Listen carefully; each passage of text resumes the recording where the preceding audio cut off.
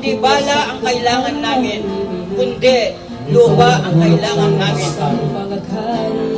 Kung punebre na yaring mga awit sa mga suyuan ng magbubukid, at ang mga tula ay danit ng paskil sa tanang kalulupit, agunyas ang tubikal na hinig, nitang nangagluluksang mga karit.